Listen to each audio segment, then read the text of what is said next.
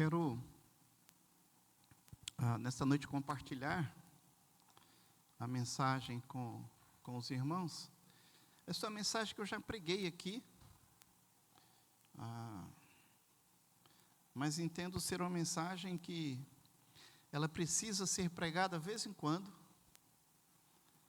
porque nós precisamos ser lembrados de quem nós somos e por que nós estamos aqui.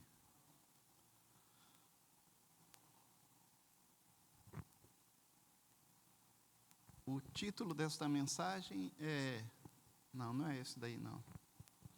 Quem não está apto para ministrar.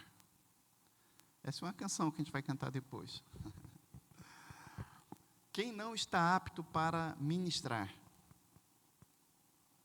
Minha secretária saiu dali, mas daqui a pouco ela chega, a gente atualiza isso daí. O nosso texto, amado irmão, está no livro de Levíticos, no capítulo 21, os versos de 23, verso de 16 até o verso 23. Levíticos 21, de 16 a 23. Amém? E o texto diz assim: Disse mais o Senhor a Moisés: Fala a Arão, dizendo: Ninguém dos teus descendentes, nas suas gerações, em quem houver defeito, se chegará para oferecer o pão do seu Deus. Pois nenhum homem em quem houver defeito se chegará, como cego, como homem cego, ou coxo, ou de rosto mutilado, desproporcionado, ou homem que tiver o pé quebrado, ou mão quebrada, ou corcovado, ou anão, ou tiver pedra no olho, ou sarna, ou impinges, ou tiver o testículo quebrado. Nenhum homem da descendência de Arão, o sacerdote em que houver algum defeito, se chegará para oferecer as ofertas queimadas do Senhor. Ele tem defeito. Não se chegará para oferecer o pão do seu Deus. Comerá o pão do seu Deus, tanto do Santíssimo como do Santo. Porém, até o véu não entrará, nem se chegará ao altar, porque tem defeito, para que não profane os meus santuários, porque eu sou o Senhor que os santifico. Amém? Vamos orar, curve sua cabeça, fecha teus olhos. Pai, nós queremos dar-te graças, Senhor, por tua palavra. Pedimos, ó Deus, que o Senhor aplique esta palavra ao nosso coração, Senhor. Oramos, ó Deus, para que o Senhor fale conosco. Começa, Pai, comigo, fala ao meu coração, Senhor, e alcança a tua congregação aqui reunida, Pai. Abre os nossos olhos e ouvidos espirituais. Nós queremos ouvir-te nesta noite, Senhor. Fala conosco. Oramos gratos no nome de Jesus. Amém. O apóstolo Pedro, em sua primeira carta, no capítulo 2, 1 de Pedro, capítulo 2, no versículo 5, ele diz assim: Também vós mesmos, como pedras que vivem, sois edificado casa espiritual para ser de sacerdócio santo, a fim de oferecer de sacrifícios espirituais agradáveis a Deus, por intermédio de Jesus Cristo. Pedro aqui nos diz que todos nós somos sacerdotes. Todos nós somos ministros do Senhor. Todos nós somos servos do Senhor. Nós, eu e você, fomos salvos para ministrar sobre vidas. Nós somos salvos para oferecer sacrifícios agradáveis a Deus. Ou seja, fazer aquilo que agrada ao Senhor.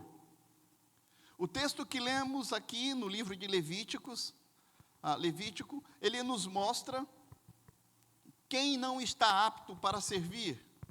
Ele fala de defeitos físicos, porém, a Bíblia é um livro espiritual. Portanto, ela tem aplicações espirituais. Todos os textos da palavra do Senhor têm aplicações espirituais. O verso 17 nos informa que quem tem defeitos, não ministre. O verso 18, ele começa a listar esses defeitos. Esses defeitos são físicos.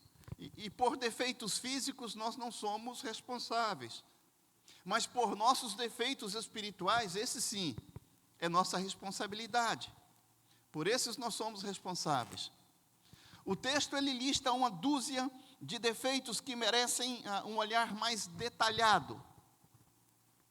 Eu quero então compartilhar cada um desses defeitos em nossas vidas, aplicando-os de uma forma espiritual. E o primeiro dos defeitos é a cegueira, é o cego. O cego, ele não vê. Cego é aquele que não tem visão. Cego é aquele que não tem rumo. Cego é aquele que não tem um alvo. O cego é aquele que não sabe para onde vai, para onde quer chegar.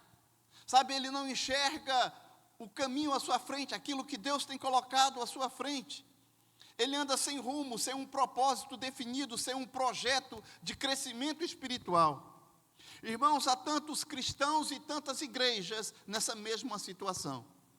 Quando nós entramos, por exemplo, em uma empresa, todos nós queremos desenvolver. Se você entra como, caixa bancária, você quer chegar à gerência, no mínimo.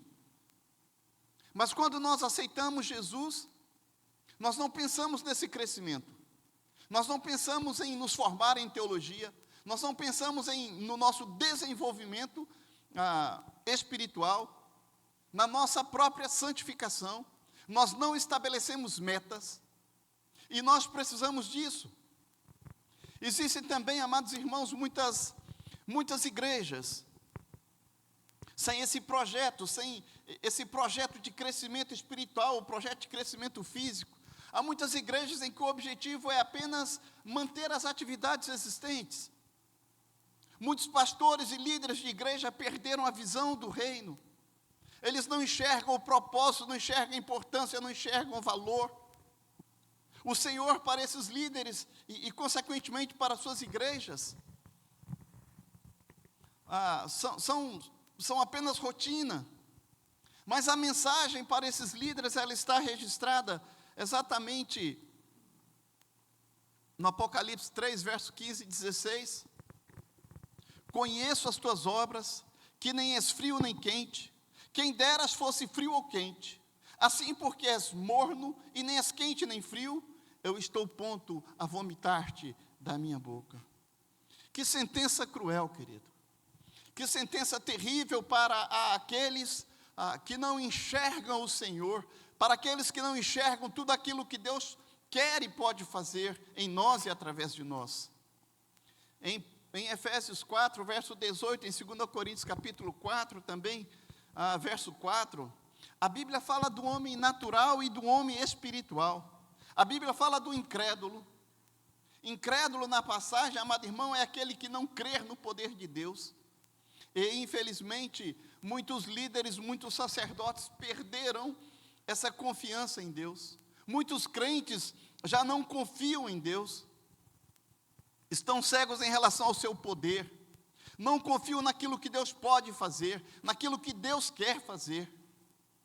Ezequiel 47, versos de 1 a 9, a Bíblia nos diz ali que o homem de Deus é aquele que se deixa carregar pelas águas profundas. O texto fala daquela medida que o servo vai entrando e a água está nos tornozelos, e depois chega até os joelhos, e depois na cintura, depois nos lombos, e depois já não dá mais pé, e a pessoa tem que se deixar levar. Sabe, aquele que confia no Senhor, ele se deixa levar pelo Senhor, ele se deixa carregar pelas águas de Deus, ele vai às profundezas, sabe, ele mergulha fundo, porque ele sabe, ele confia que Deus o trará em segurança à margem. Mas o que é cego, irmão? O que é cego não vê. Ele não vê o poder de Deus. Ele não se aventura em águas profundas. Ele não crê que Deus pode dar vida aos mortos. Ezequiel capítulo 37, versos de 1 a 10, a gente tem ali aquela visão do vale de ossos secos, né? Onde Deus manda que o profeta profetize a palavra, e aqueles ossos criam vida. Mas o que não tem visão, ele não profetiza. Não profetiza porque não crê que Deus pode reviver os mortos. Que aqueles que estão perdidos podem ser alcançados. Ah, irmão, como nós precisamos de visão. Como nós precisamos tirar essas escamas dos olhos. E enxergar o mundo da forma que Deus vê. Há tantas pessoas para serem alcançadas, tantas vidas para serem salvas. Mas o cego não enxerga isso. O cego, ele não crê que pelo poder de Deus, uma igreja, ela pode ganhar uma cidade. E é por intermédio de Cristo que temos tal confiança em Deus. Irmão, não somos nós, é Cristo. Nós só precisamos ver o que Cristo tem planejado. Qual é a expectativa de Cristo? Mas pastor, como é que a gente pode ver isso? Querido, está tão detalhado na sua palavra. Está tão detalhado, está tudo descrito aqui. Mas o cego não lê. É preciso ter visão, irmãos, para enxergar aquilo que o Senhor quer e pode fazer. Portanto, um crente cego não pode ministrar. O segundo defeito é o coxo. Coxo é aquele que tem dificuldade de andar. O coxo, ele não anda, ele se arrasta. Ministério não é lugar para se arrastar. Ministério é lugar para pessoas que ficam de pé. Ministério é lugar para as pessoas que estão prontas para cumprir a carreira que lhe está proposta. O ministério, amado irmão, é semelhante a uma carreira em direção ao lar celestial. O apóstolo Paulo diz que nós devemos estar prontos para completar essa carreira. Atos 20, verso 24. Porém, eu em nada considero a vida preciosa para mim mesmo, contanto que complete a minha carreira e o ministério que recebi do Senhor Jesus para testemunhar o evangelho da graça de Deus. Observe que o ministério de Paulo se resume em testemunhar o evangelho da graça de Deus. E esse é o nosso ministério, irmãos. É testemunhar a graça de Deus. Seja através da forma que for, seja através das canções, da música, da pregação, da visitação, não importa. Precisamos testemunhar a graça do Senhor, essa graça que nós celebramos ainda há pouco. Uma graça que nós não temos como medir, porque é imensurável. Um amor que nos foi dado gratuitamente. Mesmo quando nós éramos inimigos do Senhor, Ele morreu por nós a seu tempo. E Paulo diz: a minha vida não é preciosa para mim mesmo, mas ela deve ser preciosa para Deus. Irmãos, esse é o nosso tempo. Essa é a nossa oportunidade.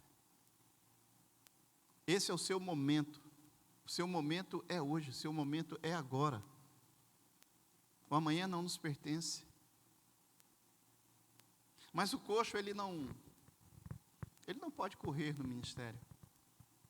O autor de Hebreus diz que devemos correr com perseverança essa mesma carreira, tendo os nossos olhos fixos em Jesus, que é o autor e consumador da nossa fé. Hebreus 12, 12. Portanto, também nós corramos com perseverança a carreira que nos está proposta, olhando firmemente para o autor e consumador da fé, Jesus. O profeta Abacuque, amados irmãos, diz que nós devemos firmar o nosso pé sobre a rocha e andar de uma forma altaneira. Ele diz: o Senhor Deus é a minha fortaleza, e faz os meus pés como os da corça, e me faz andar altaneiramente. A corça, você sabe, é uma espécie de veado, né? E ela sobe montanhas, ela gosta muito de estar em montanhas, nas rochas. Ela vai naqueles lugares que você diz assim, é impossível, só com a corda, né? Só escalando, mas a corça chega lá e não escorrega. E Abacuque diz que nós devemos, de fato, nos aventurar, firmar os pés. Mas sabe, quem é coxo vacila, quem é coxo escorrega, desliza, quem é coxo não firma os passos, coxo não faz escaladas, coxo não sobe montanhas, e por isso mesmo, ele não está apto a ministrar. O terceiro defeito é rosto mutilado. Algumas pessoas são especialistas em encobrir defeito na face, né? As mulheres são especialistas nisso, né? Chega no espelho ali, um ruge aqui, um não sei o que lá, uma massa acolá e tal, e uau, o resultado é fantástico. Bom, para muitas o problema é quando tira a maquiagem toda, né? É como se tivesse duas faces, sabe, irmão? E crente duas faces não pode ministrar. Crente duas faces não serve para ministrar. A passagem aqui, ela está falando do caráter. Ministro que tem duas faces não serve para ministrar. Não pode um ministro, um servo, um crente, um cristão, ele não pode assumir um compromisso e não cumprir. A palavra diabo, que vem de diablo, que vem mais um pouquinho para trás de duas palavras, diabla, né? Duas palavras, aquele que tem duas palavras, não dá. A Bíblia diz que nós devemos dizer sim para sim, não para não. Se é sim, é sim, se não é não, não acabou-se. Crente que tem duas palavras, meu irmão, não serve para ministrar, sabe, não serve para servir. O ministro, ele não pode ter duas faces, ele não pode ter duas palavras, ele não pode falar uma coisa aqui e não assumir depois. Ele não pode firmar um compromisso e depois pular fora. Sabe quantas vezes nós temos feito isso? Quantas vezes nós temos assumido o compromisso e não cumprimos? Quantas vezes nós começamos a fazer alguma coisa para o Senhor e nós paramos, desistimos, porque talvez está difícil? Quantas vezes nós temos dito para o Senhor, Senhor, pode contar comigo agora? Sabe, mas quando vem as adversidades, ou quando você é solicitado, você se nega. Quantas promessas quebradas, quantos acordos desfeitos. Sabe, crente de duas caras, irmão, não serve para servir. Ministério é feito para pessoas que não se envergonham de se olhar no espelho, porque o espelho reflete aquilo que ela é. E você, se você é cristão, se você é crente, então, você é isso daí, raça eleita, sacerdócio real, nação santa, povo de propriedade exclusiva de Deus. Você foi separado para o Senhor, você foi chamado ao ministério. Deus escolheu você dentre bilhões de pessoas, Ele não precisava de você, mas Ele escolheu você. Ministro das faces, não está apto para servir. Um outro ponto é desproporcionado. A última viagem que nós, acho que uma das últimas viagens que nós fizemos, acho que foi para o Rio, tinha um rapaz lá fazendo, numa das praias, ele estava fazendo caricaturas. Sabe aquelas caricaturas que o camarada faz ali na beira da praia? E eu caí na besteira de pedir uma caricatura minha, gente. O cara desenhou uma cabecinha bem pequena e o nariz bem grandão. E eu me identifiquei. Esse sou eu mesmo, de fato. Né? Desproporcionado. Desequilibrado. Sabe, irmãos, se nós desejamos ser uma igreja equilibrada, se nós desejamos ser sal e luz, nós precisamos de equilíbrio. Porque, irmão, uma comida insossa é horrível.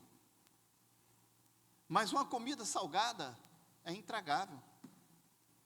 Então tem que ter a dose certa, tem que ter o equilíbrio ali no sal.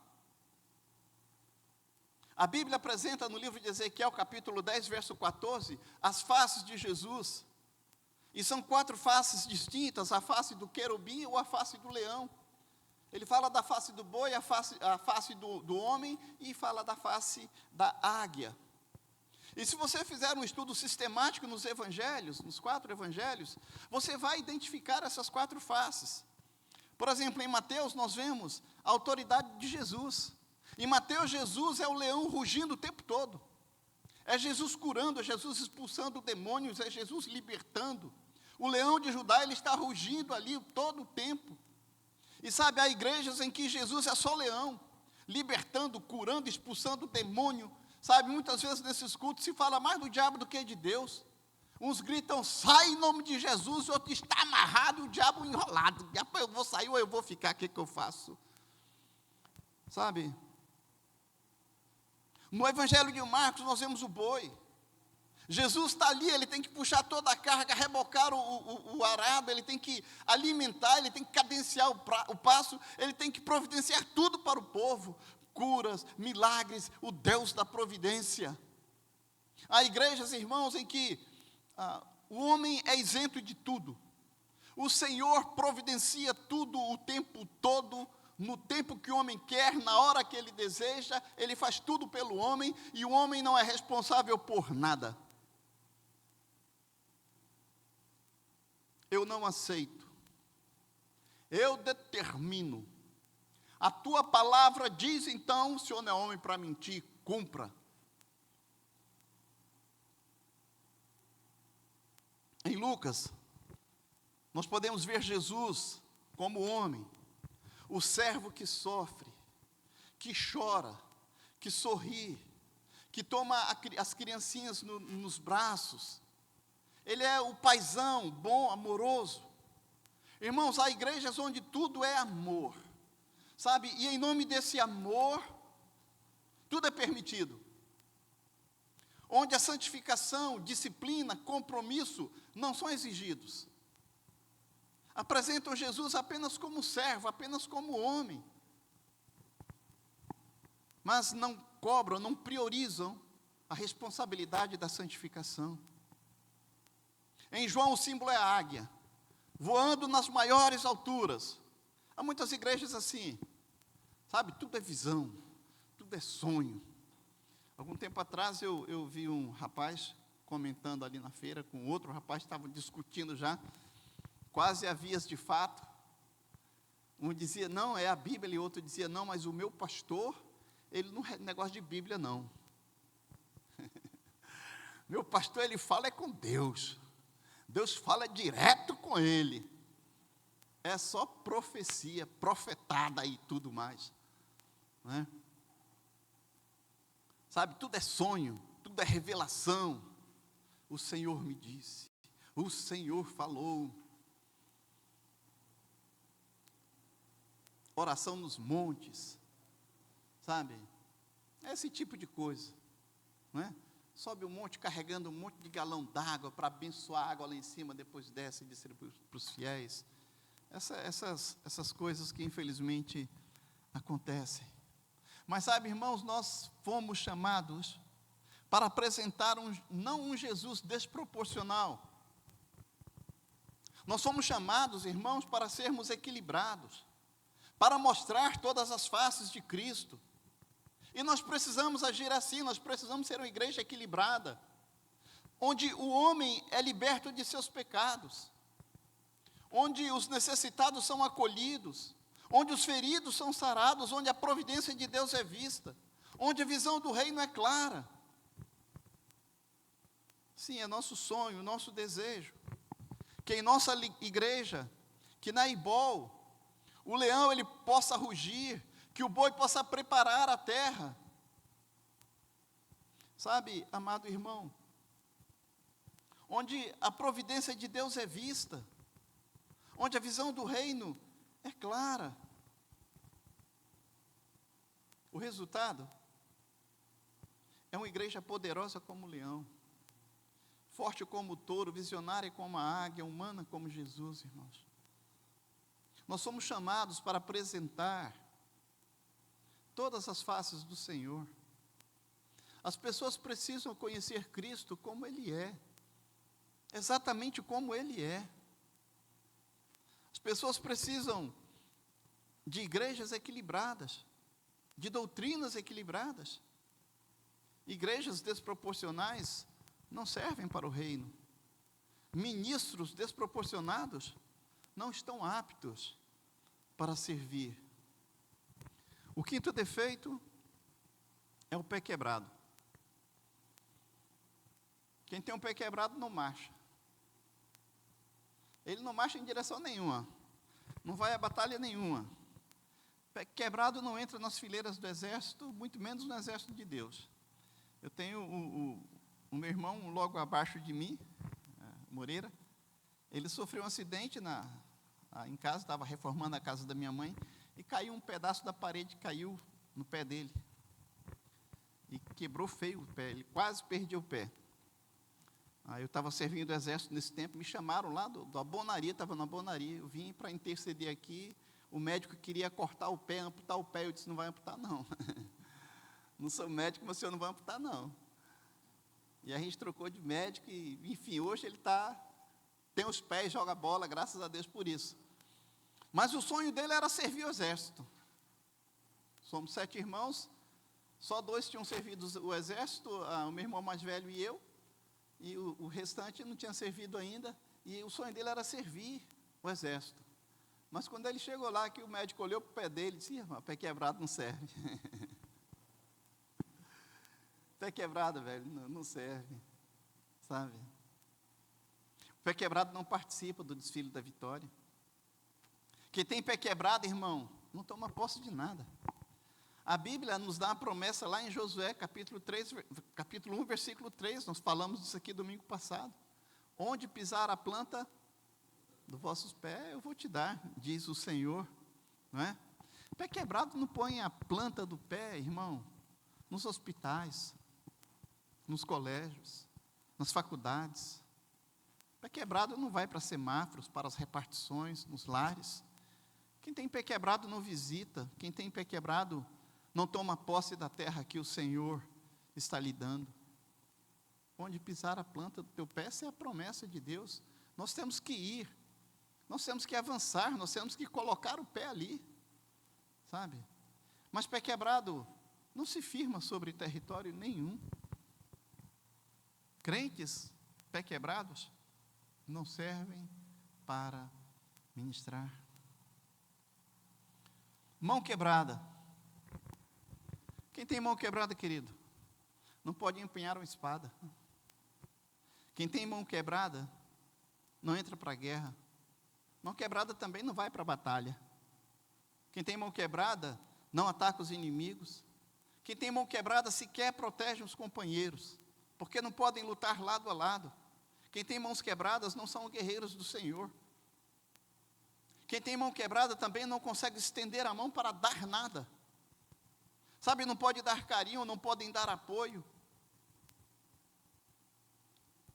Não pode sequer impor as mãos para abençoar. Quem tem mãos quebradas não faz isso. Mãos quebradas também, eles não doam financeiramente. Não são dizimistas. Quem tem mãos quebradas não entrega dízimo, não entrega oferta. Não cooperam financeiramente com o reino. Mão quebrada não serve para o ministério, querido. Ministros mão quebradas não estão aptos para ministrar. O 7º defeito é o corcovado. Corcovado ou encurvado. O encurvado é aquele que anda assim, né? Está sempre olhando para os pés. Não tem visão. Não levanta a cabeça. Sabe? Esse termo exemplifica o que é pessimista. A frase predileta dessas pessoas é, não vai dar certo. A sua segunda frase mais predileta, eu não vou conseguir. Sabe? O encurvado, ele é guiado somente por aquilo que seus olhos podem ver. A sua visão é muito limitada, a sua passada é vacilante. Ele está sempre olhando para o terreno próximo, Sabe, quando se fala em projetos para a igreja, ele olha para o saldo da igreja, ele olha para o saldo do caixa, ele nunca olha para o poder de Deus, ele não olha para o horizonte, porque ele não levanta a cabeça, amado. É sempre limitado pelas circunstâncias, ele está sempre limitado pelas depressões ou pelas inclinações do terreno que está imediatamente à sua frente. Irmão, pare de olhar para os pés, olhe para cima, comece a sonhar com o poder de Deus, ande em direção ao horizonte, e quando chegar nesse horizonte, entre em crise porque um outro horizonte se desponta, entra em crise porque há um outro objetivo a ser alcançado, há uma nova trilha a ser percorrida, um novo caminho a ser desvendado, um novo desafio a ser enfrentado, uma nova batalha a ser travada. Levante sua cabeça, meu querido, amplie sua visão, creia nas promessas do nosso Senhor e Deus, lembre-se delas. Deus disse: eu nunca te abandonarei, jamais te deixarei só. Ele falou: eu estarei contigo até a consumação dos séculos. Disse o Senhor: 1000 cairão do teu lado, 10.000 à tua direita, mas tu não serás atingido. Vocês passarão por dificuldades, mas tem de calma, tem bom ânimo, eu venci o mundo. Ah, queridos, Deus não tem sobrinhos, Deus não tem afilhados, Deus tem filhos.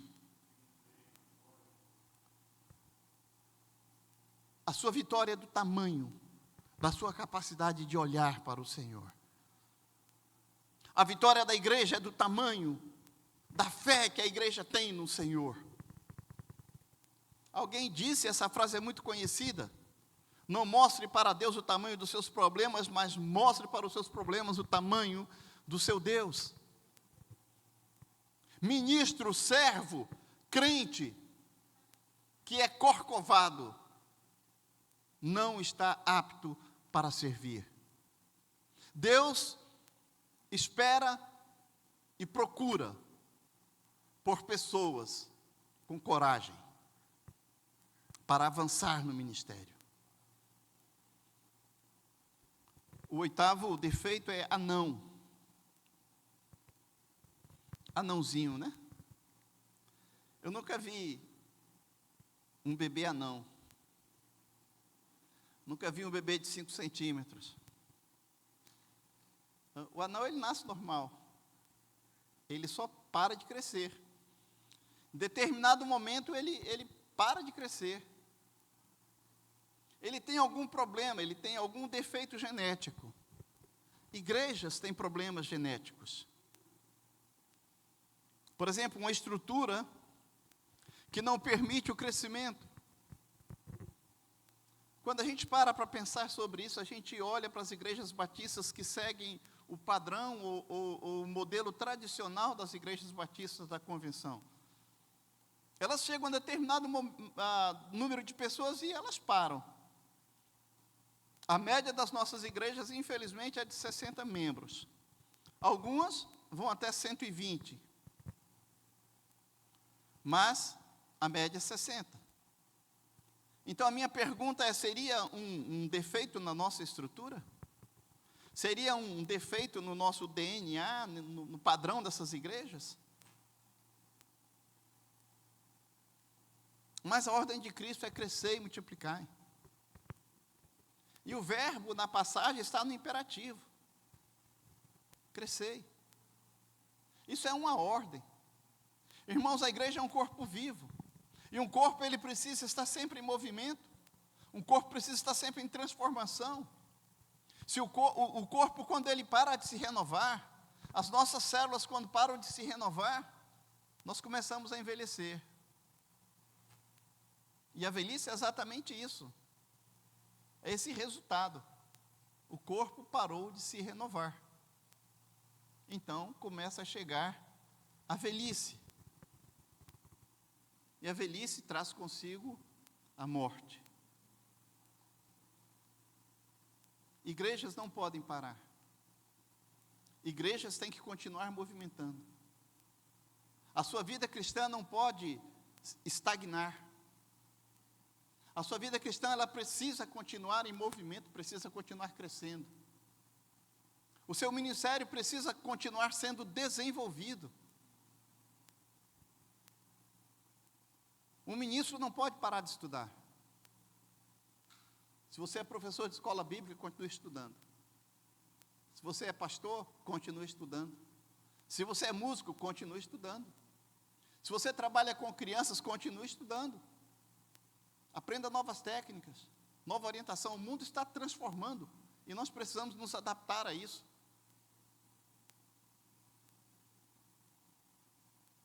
Mas o anão, ele não cresce. E o que me impressiona no anão, irmãos, é que ele é igualzinho ao homem normal, só que pequeno. Mas ele é igualzinho, né? Ele tem barba, ele tem cabelo, ele tem bigode. E muitas vezes ele fala até mais grosso do que o homem normal. E um anão, ele pode ter tantas desculpas. Eu não faço isso porque sou pequeno. Eu não pego aquilo porque eu não posso alcançar. Eu não dou um passo mais largo porque minhas pernas são curtas. Como sou pequeno, para mim tudo é mais longe. Tudo é mais alto. Tudo é mais difícil. Mas uma coisa é certa. Quando a igreja para de crescer, ela morre. Precisamos, amados irmãos, continuar crescendo. Nós não podemos nos conformar com o nosso tamanho. E muitas vezes nós temos dado tantas desculpas por causa do nosso tamanho. Nós somos pequenos, nós somos poucos, nós não temos dinheiro, nós não podemos dar um passo mais largo, nós não podemos fazer isso ou aquilo, porque somos pequenos.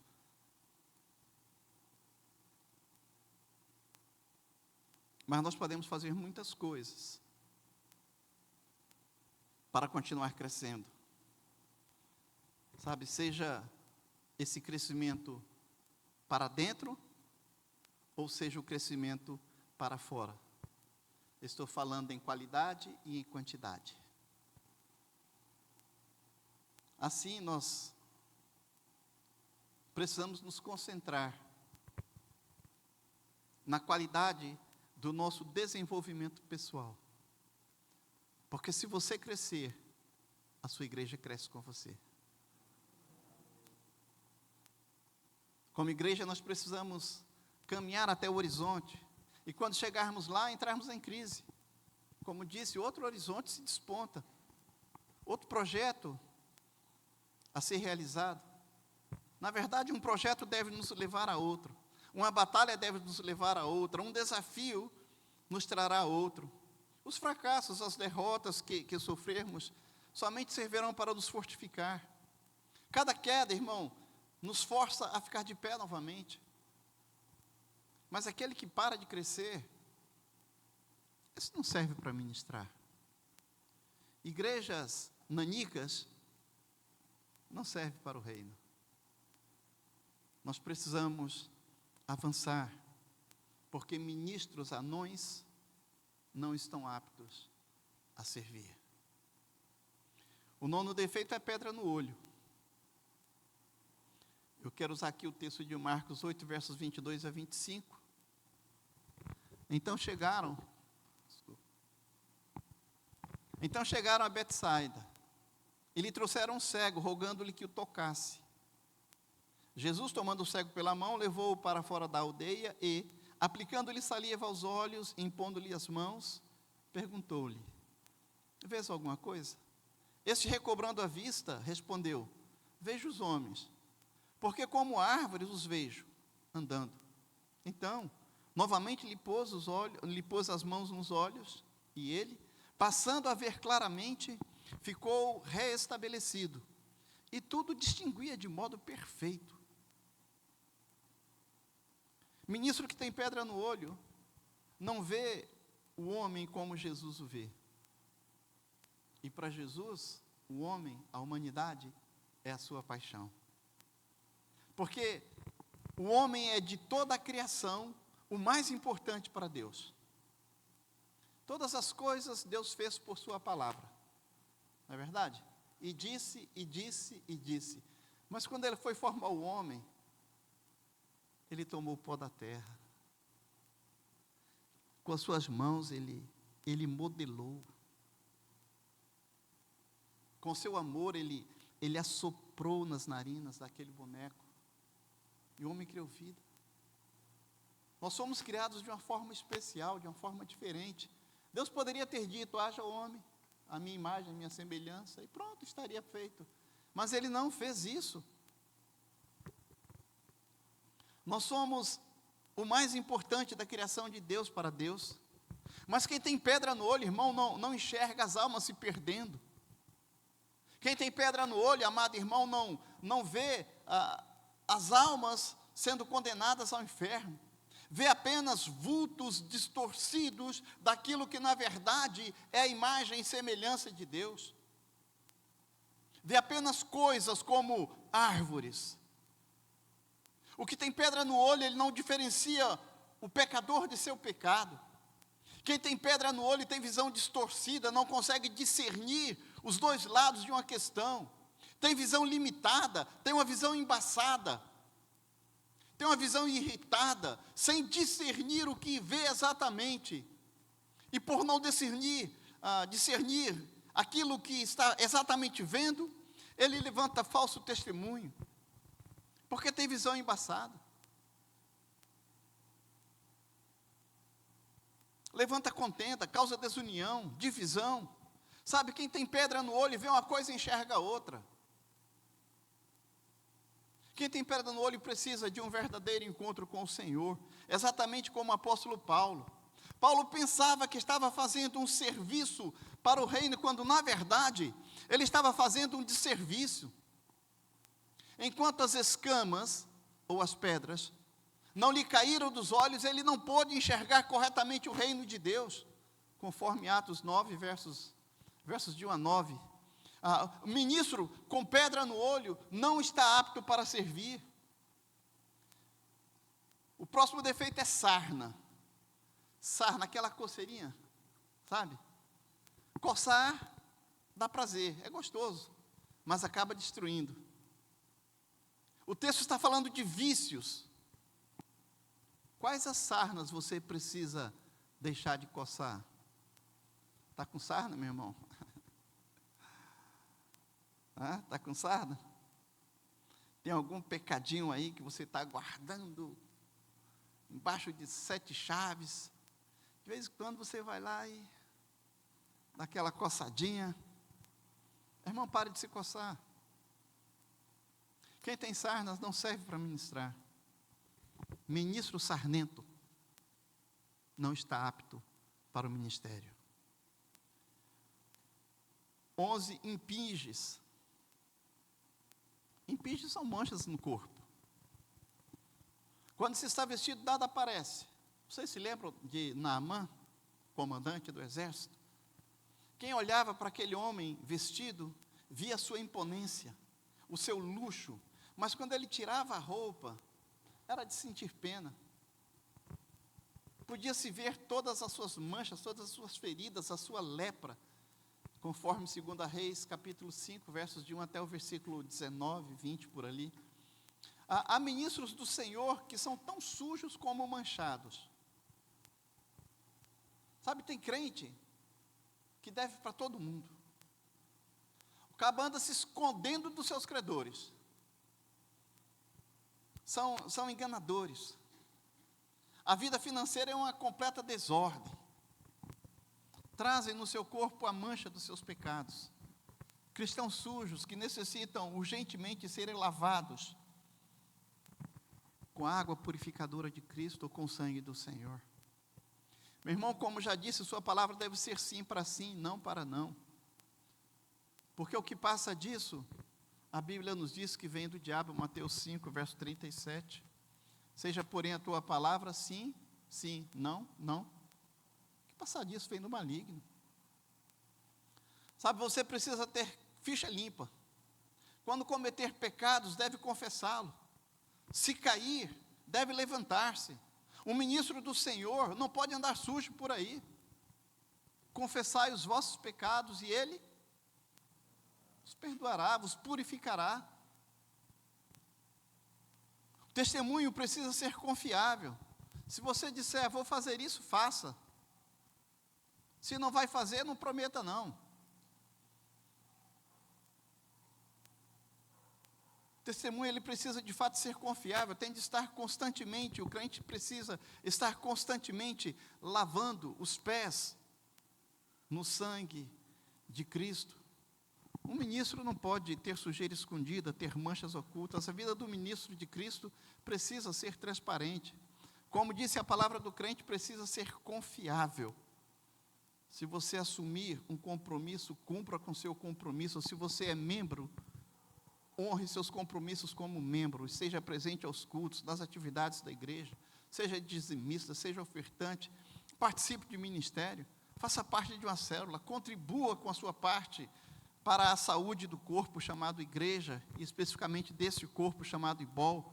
Faça a sua parte no evangelismo, falando do amor de Deus, ou apenas convidando pessoas para o culto. Seja franco, seja honesto. Crente sujeira, irmão, não pode ministrar. Ministros que têm impingem não estão aptos para servir. E o último defeito são os testículos quebrados. Quem tem testículo quebrado não serve para servir. Deus poderia ter criado o homem com apenas um espermatozoide, mas Ele fez o homem com milhões. Isso significa que o plano de Deus sempre foi o crescimento, sempre foi a multiplicação. Quem tem testículos quebrados não gera filhos, ou seja, não evangeliza, não discipula, não acompanha espiritualmente aquelas pessoas, sabe? Não se preocupa em gerar novas vidas para Jesus. Quem tem testículos quebrados não está nem aí para a propagação do Evangelho. Quem tem testículos quebrados não está preocupado com a salvação das pessoas. Aqueles que têm testículos quebrados, eles não multiplicam a graça, o amor de Deus em Cristo Jesus. Gerar filhos e filhas espirituais nunca foi, nem será uma prioridade espiritual para essas pessoas. Se você não está multiplicando, se você não está gerando vidas espirituais, irmão, eu sinto dizer-lhe, mas os seus testículos espirituais estão quebrados. E quem está assim, não está apto para servir. Sabe, amado irmão, nós precisamos gerar filhos para o Senhor. Há tanto para ser feito, e nós precisamos nos livrar desses defeitos. Talvez você já tenha identificado um desses defeitos em sua vida.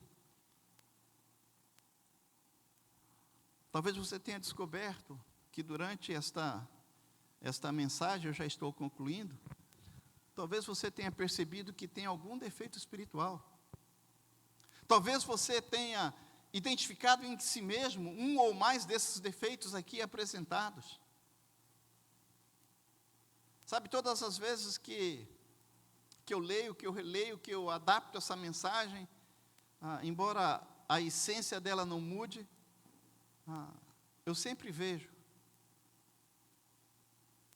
eu carrego basicamente esses defeitos.